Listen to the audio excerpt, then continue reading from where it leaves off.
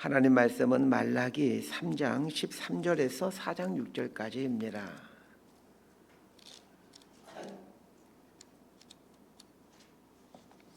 말라기 3장 13절에서 4장 6절까지 말씀 번갈아 가면서 읽습니다.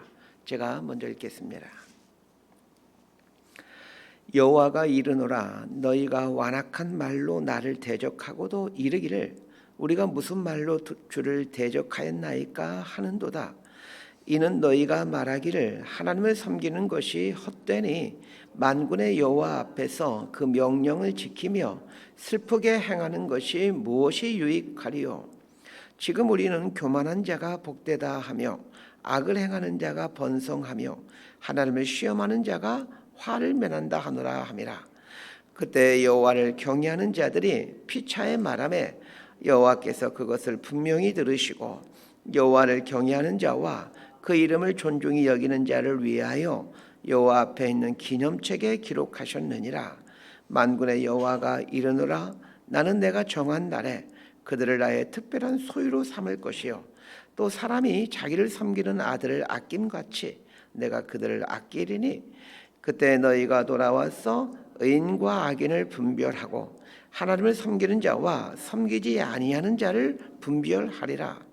만군의 여호와가 이르노라, 보라, 용광로 불같은 날이 이르리니 교만한 자와 악을 행하는 자는 다 지푸라기 같을 것이라. 그 이르는 날에 그들을 살라 그 뿌리와 가지를 남기지 아니할 것이로되 내 이름을 경외하는 너희에게는 공의로운 해가 떠올라서 치료하는 광선을 비추리니 너희가 나가서 외양간에서 나온 송아지같이 뛰리라. 또 너희가 악인을 밟을 것이니 그들이 내가 정한 날에 너희 발바닥 밑에 재와 같으리라. 만군의 여호와의 말이니라. 너희는 내게 호렙에서 온 이스라엘을 위하여 내 종 모세에게 명령한 법 곧 율례와 법도를 기억하라. 6절까지 함께 있습니다. 보라, 여호와의 크고 두려운 날이 이르기 전에 내가 선지자 엘리야를 너희에게 보내리니 그가 아버지의 마음을 자녀에게로 돌이키게 하고 자녀들의 마음을 그들의 아버지에게로 돌이키게 하리라. 돌이키지 아니하면 두렵건대 내가 와서 저주로 그 땅을 칠까 하노라 하시니라. 아멘. 이 말라기는 말라기 선지자의 6편의 설교이다라고 말씀드렸습니다.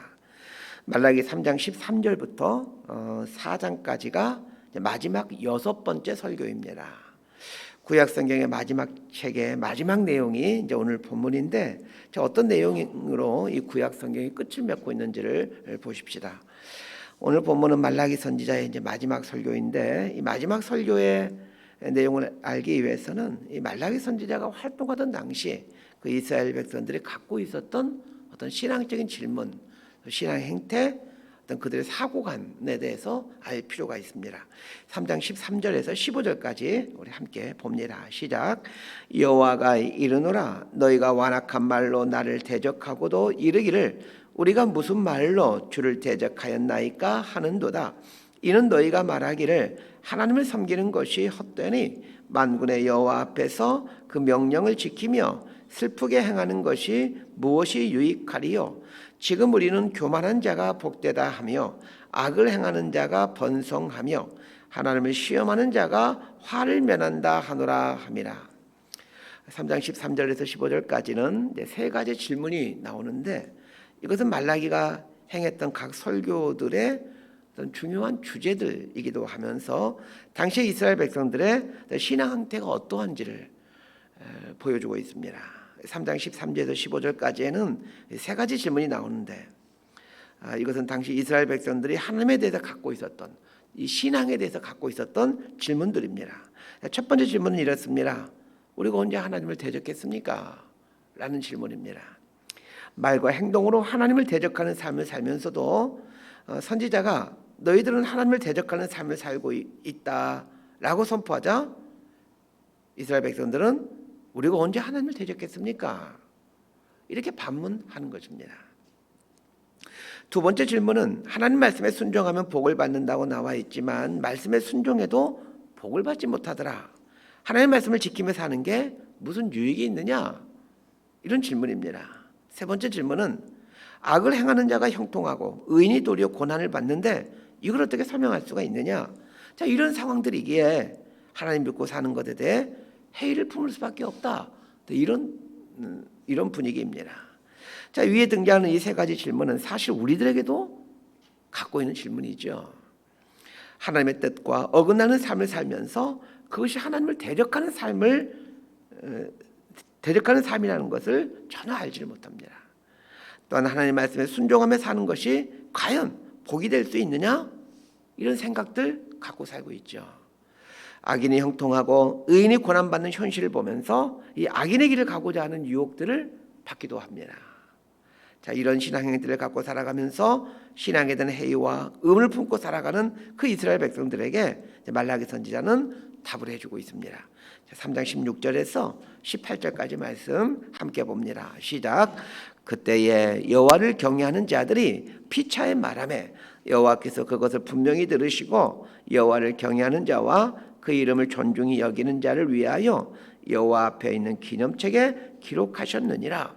만군의 여호와가 이르노라. 나는 내가 정한 날에 그들을 나의 특별한 소유로 삼을 것이요 또 사람이 자기를 섬기는 아들을 아낀같이 내가 그들을 아끼리니. 우리 18절 함께 읽을까요? 시작. 그때 너희가 돌아와서 의인과 악인을 분별하고 하나님을 섬기는 자와 섬기지 아니하는 자를 분별하리라. 자, 오늘 본문에 반복해서 나오는 말이 있습니다. 이 성경을 볼 때 반복해서 어떤 단어가 나오게 되면 이 단어가 참 중요한 단어이구나 이렇게 생각하시면 됩니다. 자, 오늘 읽은 본문에 보면 반복해서 나오는 말이 그때에라는 말입니다. 3장 16절에도 그때라는 말이 나오고 17절에도 18절에도 나옵니다. 그리고 이제 4장에 들어가게 되면 4장에서도 반복적으로 그때라는 말이 나옵니다. 말라기 선지자는 언젠가는 그때가 온다는 겁니다. 그때는 상당히 모호하고 추상적인 때이지만 그러나 이 그때에 대한 몇 가지 특징을 설명해 주고 있습니다. 이 그때의 첫 번째 특징은 16절 하반절에 나옵니다. 여호와를 경외하는 자와 그 이름을 존중히 여기는 자를 위하여 여호와 앞에 있는 기념책에 기록하셨느니라. 이렇게 말하고 있습니다. 그때에 하나님의 기념책에 기록되는 일이 있다는 것입니다. 하나님의 기념책이란 요한계시록 표현을 바꾸면 생명책이라고 할 수 있습니다. 믿음의 삶이란 하나님을 경외하는 삶이요 하나님을 경외하기를 비록 하나님이 계시지 않는 것 같고 또 악인이 형통하고 의인이 고난받는 것 같지만 그러나 하나님을 경외하는 사람은 하나님의 기념책에 기록되는 날이 온다는 겁니다. 이 하나님의 기념책에 기록된다라는 말의 의미를 생각해 봅시다. 하나님은 영원하신 분이십니다. 그러기에 하나님의 기념책에 기록된다라는 말은 영원히 하나님 앞에서 살아가게 된다. 영원히 하나님으로부터 기억된다. 이런 말입니다. 오늘 아침에 이런 소망이 더 강해졌으면 합니다. 하나님 경외하며 사는 자는 반드시 하나님 기념책에 기록되어 하나님께 영원히 살게 된다라는 이 소망을 더 굳게 붙드는 그런 이 아침이 되었으면 합니다. 그날에 대한 두 번째 특징은 17절에 나옵니다. 내가 정한 날에 그들을 나의 특별한 소유로 삼을 것이요 또 사람이 자기를 섬기는 아들을 아낀같이 내가 그들을 아끼리니. 하나님을 경외하는 삶을 사는 사람은 그때가 되면 하나님의 특별한 소유가 된다는 겁니다. 또한 하나님으로부터 아낌을 받게 된다라고 말합니다. 그때란 하나님의 온전한 사랑을 경험하게 되는 때입니다. 하나님을 믿는 우리들은 이제 이때가 오게 된다는 걸 알고 우리에게 주어진 인생을 믿음으로 살아가야 할 것입니다. 그날에 대한 그날에 대한 세 번째 특징은 18절에 나옵니다. 그날은 의인과 악인이 구분되는 날입니다. 이 땅에서는 의인과 악인이 구별되기가 쉽지 않습니다. 이 땅에서는 의인이 고난받기도 하고 반대로 악인이 형통하기도 합니다. 그러나 그날이 되면 반드시 의인과 악인이 구별됩니다. 의인과 악인으로 구별되어 의인에게는 상이, 악인에게는 심판이 주어집니다.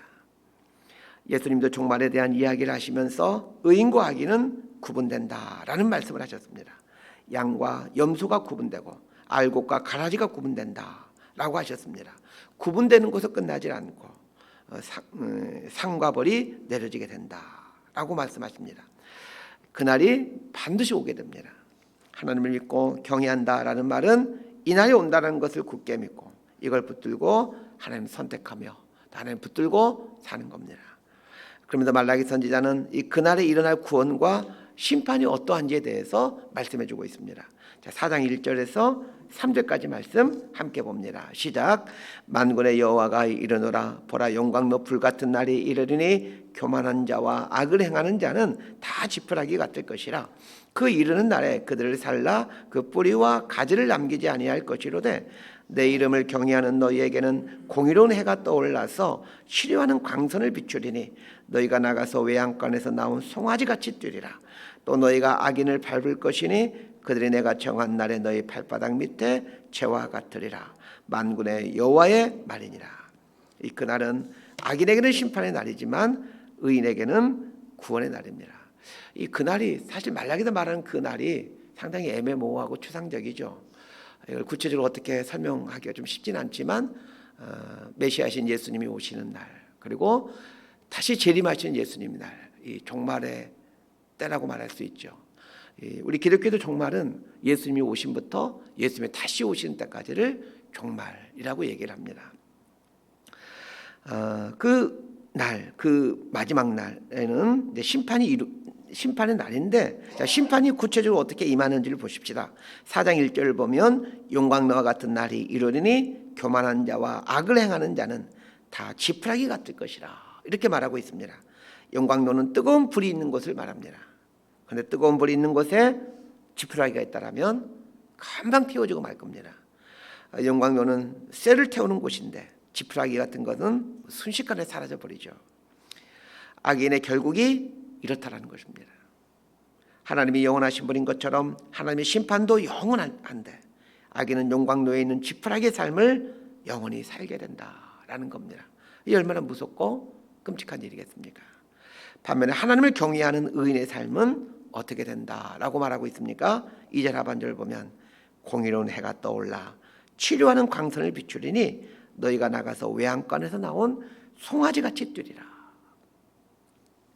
하나님께서 치료하는 광선을 비춰주심으로 외양간에서 나온 송아지같이 뛰게 된다라고 말하고 있습니다. 말할 수 없는 기쁨으로 춤추는 삶을 살게 된다라는 말입니다. 그런데 이 표현을 한번 잘 생각해 보십시다. 외양간에서 나온 송아지같이 뛰게 된다라고 말하고 있는데 그날이 되면 외양간에서 나오는 송아지처럼 뛰게 되지만 그날이 되기 전까지는 외양간에 갇힌 송아지로 살아야 된다라는 말이기도 합니다. 좀 답답하고 내 마음대로 할 수 없는 삶을 산다는 말입니다. 하나님을 경외하기에 내 본성이 원하는 대로 살면 안 됩니다. 내 본성이 원하는 것을 억제하며 살기에 종종 외양간에 갇힌 송아지와 같다라는 생각을 하게 될 겁니다. 그러나 그날이 오면 외양간에서 나온 송아지같이 기뻐하며 춤추며 뛰게 될 날 올 겁니다. 자, 그날에 있게 되는 또 하나의 모습은 3절에 나옵니다. 악인들이 발바닥 밑에 재와 같이 된다라고 말합니다.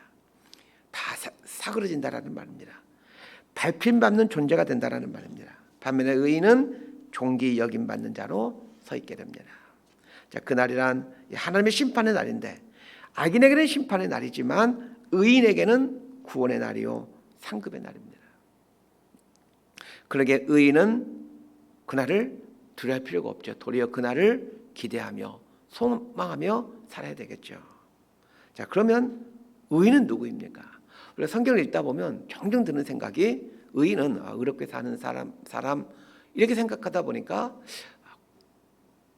내가 의인일까? 이런 의아심이 들 때가 많이 있습니다. 왜냐하면 내 삶을 바라보면 여전히 의인과는 좀 거리가 멀거든요.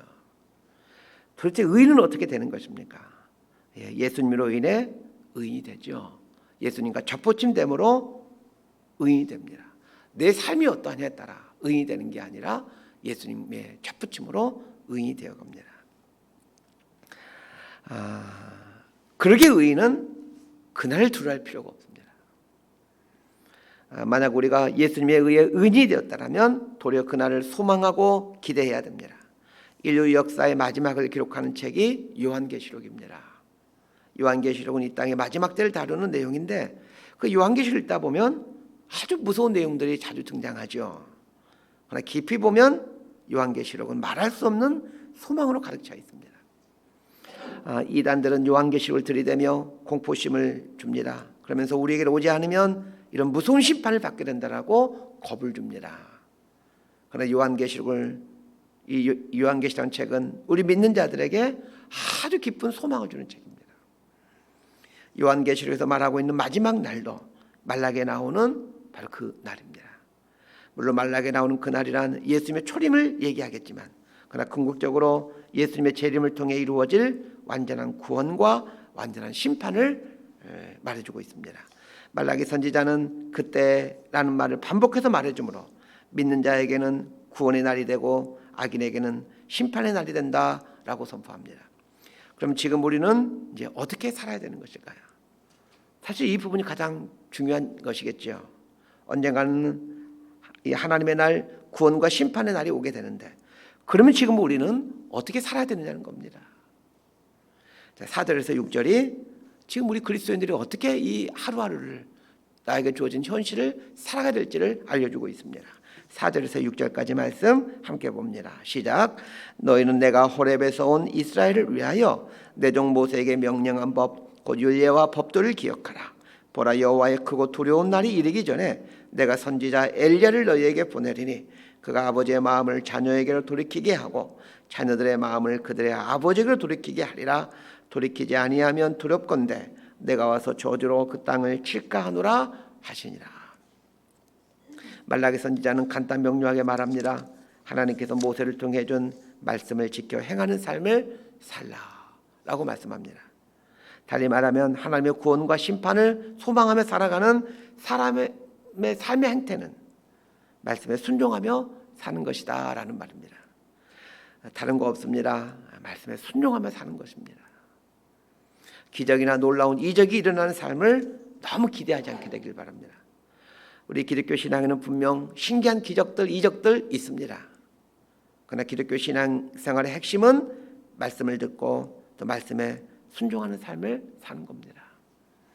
물론 하나님이 주신 복도 누리고 살아야 되고 또 영적인 체험도 하며 살아야죠. 그러나 그것이 핵심이 아닙니다. 하나님의 말씀에 순종하는 삶을 사는 것이 우리 기독교 신앙의 핵심입니다. 하나님께 돌아간다라는 말은 다른 게 아닙니다. 하나님이 하신 말씀에 순종하며 사는 겁니다. 말씀 정리합니다. 우리의 신앙 여정에는 많은 질문과 회의가 있습니다. 하나님의 말씀대로 순종하며 사는 게 정말 복된 삶이고 의미 있는 것일까? 이게 정말 잘 사는 것일까? 왜 이 현실 세계에서는 악인들이 형통하는 것 같고 의인이 고난을 받는 것처럼 보이는 걸까? 등등 여러 가지 질문들이 생깁니다. 이런 질문 앞에서 회의도 들기도 하고 또 갈등이 생기기도 합니다. 하나님의 뜻보다는 내 본성대로 살고 싶고 하나님의 나라보다는 내 나라와 내 뜻을 구하며 살고 싶은 유혹들 매 순간 느끼며 살아갑니다. 그러나 그때가 온다는 걸 기억하며 사십시다. 하나님의 뜻대로 사는 자에게는 구원을 주시는 때, 하나님의 뜻과 상관없이 자신의 욕망을 위해 사는 자에게는 심판이 오는 때, 그때가 온다는 걸 기억하며 사십시다. 말라기 선지자가 예언했던 것처럼 그때는 예수님이 오심으로 이루어졌고 또한 예수님이 다시 오심으로 완전하게 이루어져 가게 됩니다. 오늘 우리 한국 성도님들은 이 마지막 때에 대해 그렇게 큰 관심이 없는 것 같습니다. 큰 관심이 없기에 쉽게 유혹 앞에 무너지고 세상 사람들과 별반 다르지 않게 사는 것 같습니다. 머지않아 하나님의 날이 온다는 걸 기억하고 매 순간 하나님의 말씀에 순종하는 삶을 살고자 애써가는 하나님의 사람들이 될 수 있게 되기를 진심으로 소망하고 축복합니다. 기도하겠습니다. 하나님 믿고 사는 이 인생 기한 동안 저희들 안에 많은 회의와 질문들 생기곤 합니다. 하나님을 위해 본성대로 살고자 하는 욕구를 제어하고 하나님 나라를 위해 내 나라와 내 의를 구하며 살고자 하는 것들 내려놓고 살아야 되는 것이 과연 옳은 일일까 고민도 되고 또 갈등이 되기도 합니다. 그래서 타협할 때 많습니다. 그러나 하나님 오늘 말씀 앞에서 하나님의 심판의 날 반드시 있다라는 것, 하나님의 뜻대로 사는 인생들에게는 구원의 영광이 오는 때가 있다는 것 알게 됩니다. 이 말씀 붙들고 하나님 편에서 살아가는 저희들이 될 수 있도록 은혜를 내려 주옵소서. 예수님 이름으로 기도드리옵나이다. 아멘.